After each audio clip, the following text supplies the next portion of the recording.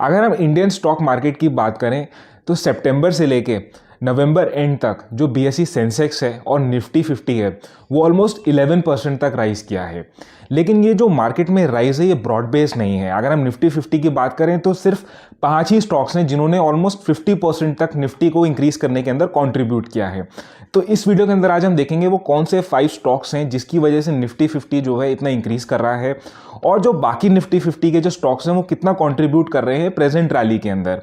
तो hello friends, मेरा नाम है Prateek Jain from the channel Simply Money and let's start our video.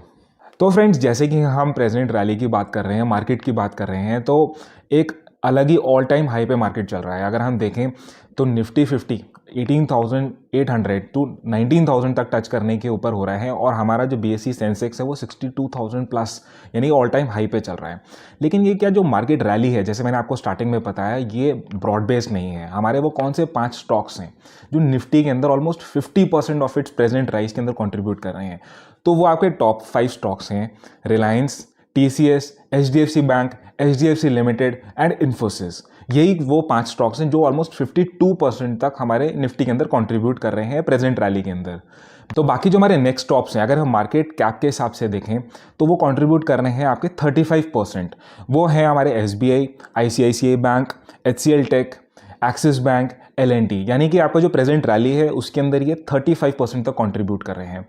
और कुछ ऐसे स्टॉक्स हैं जो सिर्फ 1% या 0 to 1% तक ही कंट्रीब्यूट कर रहे हैं। वो कुछ स्टॉक्स हैं आपके ITC, Tata steel, Nestle India, Tata motors limited, Britannia, Maruti Suzuki, BPCL, Hero moto and Bajaj auto. तो ये कुछ स्टॉक्स हैं जो 0 to 1% तक ही कंट्रीब्यूट कर रहे हैं। लेकिन इसके अलावा कुछ ऐसे स्टॉक्स हैं जो नेगेटिवली कंट्रीब्यूट कर रहे हैं। वो कुछ स्टॉक्स हैं आपके Asian paints, Bajaj finance, HUL, Divi's lab, Eicher motors, Bajaj Finserv and MNM. इसका ये मतलब नहीं है कि अगर वो प्रेजेंटली कंट्रीब्यूट नहीं कर रहे तो ये कंपनीज़ ख़राब हैं, या जो अभी कंट्रीब्यूट ज़्यादा कर रही हैं वो कंपनीज़ जो हैं वो बहुत ही अच्छी हैं। प्रेजेंटली आपको ये बताने का मोटिव है कि जो रैली है वो ब्रॉड बेस्ड नहीं है। आपका जो स्मॉल कैप्स है वो मिड कैप्स है, उन्होंने भी अभी तक इतना कंट्रीब्यूट नहीं किया है। एंड वी कैन इमेजिन कि अगर mid caps and small caps भी अगर राइज करना स्टार्ट कर दें तो ये रैली काफ़ी अच्छी जा सकती है, and we can continue to do more. लेकिन बट क्या रीजंस हैं जिसकी वजह से, कुछ एक रीजंस भी हम एनालाइज करते हैं कि कौन से रीजन है जिसकी वजह से प्रेजेंटली जो है मार्केट अच्छा परफॉर्म कर रहा है।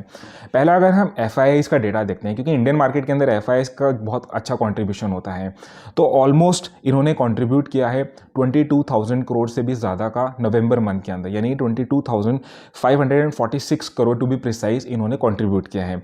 वहीं हमारा जो डीआईएस है उन्होंने सिर्फ 63,000 करोड़ का ही जो है मार्केट से डिडक्ट किया है, यानी कि पैसा अपना विड्रॉ किया है। तो ये काफ़ी ज़्यादा अच्छा पैसा है जो इन्वेस्टर्स ने, फॉरेन इंस्टीट्यूशनल इन्वेस्टर्स ने इंडियन मार्केट के अंदर काफ़ी भरोसा जताया है। इसकी वजह से मार्केट राइज कर रहा है। सेकेंडली, अगर हम फेड रेट्स की बात करें, आपको पता है यूएस में इंटरेस्ट रेट्स बढ़ रहे थे, तो वो भी कहीं ना कहीं जो है अब वो फैक्ट इन हो चुके हैं, और इट इज़ एक्सपेक्टेड कि इन्फ्लेशन जो है वो नीचे आएगा, और उसकी वजह से जो आपका आगे जो फेड रेट्स बढ़ाने के ऊपर है उसमें थोड़ी सी कमी आएगी, और इसलिए थोड़ा सा मार्केट के अंदर सेंटीमेंट भी बेटर है।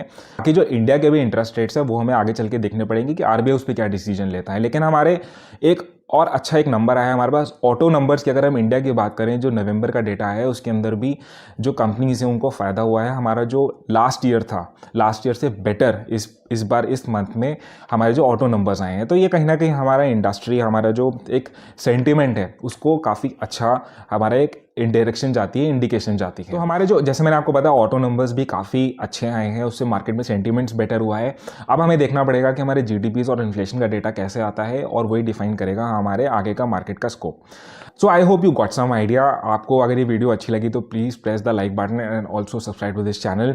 ये video only and only education purpose से है। ये जो मैं आपको डेटा और सोर्स बता रहा हूँ ये मैंने ब्लूमबर्ग वेबसाइट से आप देखा था, और आई थॉट कि मैं अपने जो व्यूअर्स हैं, अपने सब्सक्राइबर्स हैं, उनको बताऊँ। So thank you for watching this video. Will see you next time in another amazing video. And अगर आपने अभी तक सब्सक्राइब नहीं किया है तो kindly do this. Thank you, thanks a lot.